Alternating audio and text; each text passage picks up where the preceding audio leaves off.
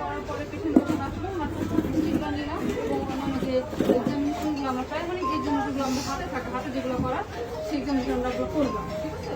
এখন সেই এক্সামিনেশনগুলো করার পর তো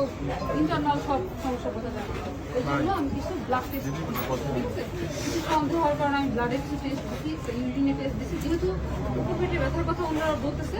এটা আল্ট্রাসাউন্ড দিচ্ছি এবং এটা কিন্তু বুক পেটের মাঝামাঝি জায়গা ব্যাপারটা আমি একটা ইসিজি করতে দিচ্ছি, ঠিক আছে। এবং এটা বুক পেটের মাঝামাঝি ব্যথা অনেক সময় অ্যাসিডিটির কারণে হয়, এই জন্য 3টা ইঞ্জেকশন দেওয়া হয়েছে, ঠিক আছে। একটা হচ্ছে গ্যাস্ট্রিকের জন্য একটা ইঞ্জেকশন দেওয়া হয়েছে এবং একটা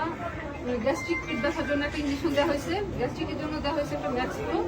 পেটে ব্যথার জন্য একটা অ্যালদিন, আমার যে বমি ভাবটা বারবার ওয়াক করতেছিল আমার চেম্বারে তার জন্য একটা বমি ইঞ্জেকশন। এই 3টা প্রাইমারি স্টেজে ইঞ্জেকশন দেওয়া হয়েছে, এইটুকু, ঠিক আছে। এইটুকু করার পরে রোগী বাইরের ইঞ্জেকশনগুলো দেওয়া হয়েছে,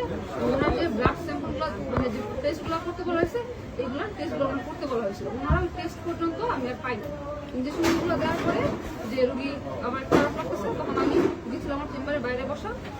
রোগীকে বলছিলাম বাইরে সরে রাখার জন্য, মানে বাইরে আমি পরে আবার রোগীকে চেক আপ করলাম, বাইরের ভিতরে নিজে চেক আপগুলো করছিলাম, বাইরে এসে আমি চেক আপগুলো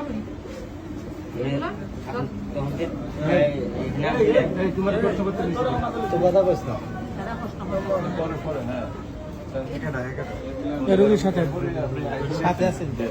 পরবর্তীতে না এসে দেখছিলাম তো হবে এক্সামিনেশন করে আমি ডেট ডিক্লেয়ার করতে হবে। আমি রোগীর প্রেশার এবং যেটা চোখের মনিটা এবং যে পাস এটা আবার দেখতে আসছে, ঠিক আছে। তখন খারাপ মনে হচ্ছে এই জন্য আমি বলছি যে যেহেতু ওরা করতে পারতেছে না ইসিজি ডাকবো, ইসিজি করা সম্পূর্ণ আমি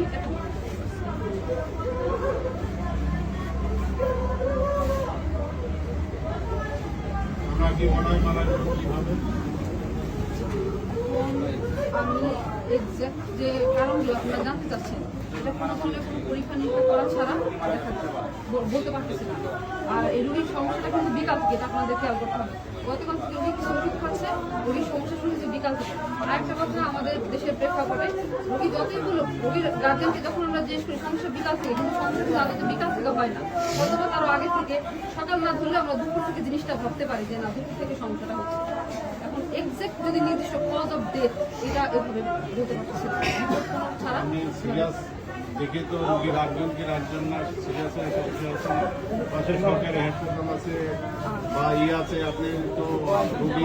রোগীকে আপনি আপনি ইয়ে করার জন্য ওনাকে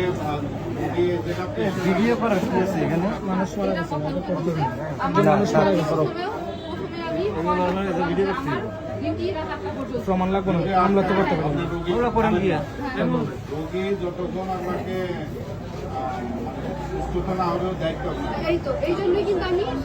এই এতক্ষণ করছি, আমি কিন্তু বসে আছি এবং রোগীকে আসা পর্যন্ত আমি রিসিভ করছি। এখন কোনো একটা রোগী হঠাৎ করে দেখি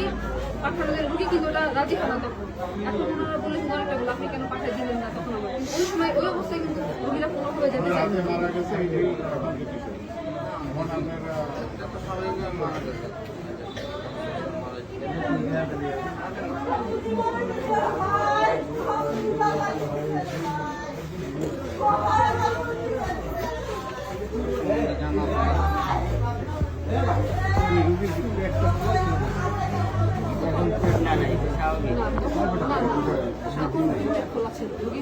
নিজে আমার খাদ্যে দেখাচ্ছে ম্যাডাম এখানে ব্যথা এবং পেটটা আমার আগের থেকে শক্ত। আমি রোগীকে জিজ্ঞেস করছি যে পায়খানা প্রসাব হয়েছে, তখন রোগী বলছে হ্যাঁ পায়খানা প্রসাব হয়েছে।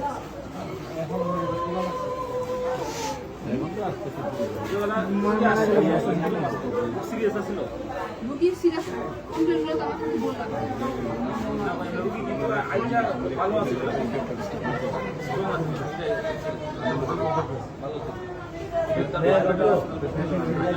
ডাক্তারদের একটা সেম্পাল ডাক্তার দেওয়া যায়, সেম্পাল ডাক্তার দেওয়া ভালো সুস্থ, খালি ব্যথা হয়ে যাচ্ছে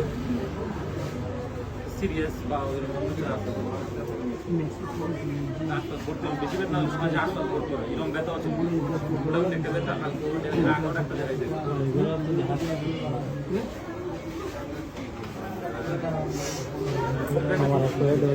কিছুদিন আগে আমি তো ডিরেক্টর লোকে ব্যথা নিয়ে এসে মারা গেছে ট্রিটমেন্টের কারণে। এটা অ্যাড করে দাও তুমি যখন যেমন দিতাম তো আমার বোন জামাই কিনতে আছে ওইগুলো গ্রাম থেকে তাহিদ মারা গেছে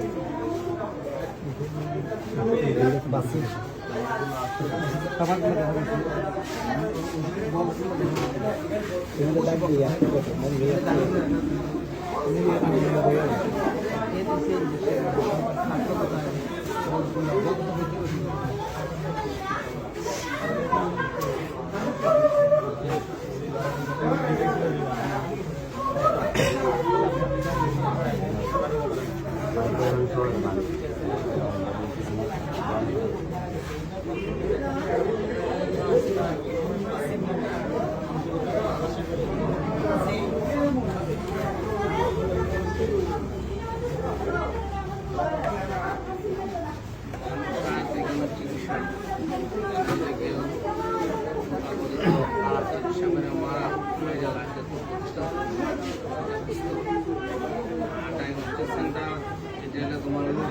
একটা সর্বোচ্চ জায়গা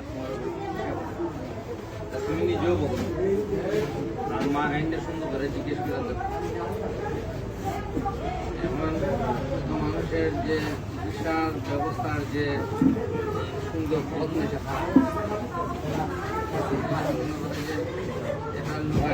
ইঞ্জেকশনের মানে এটা তো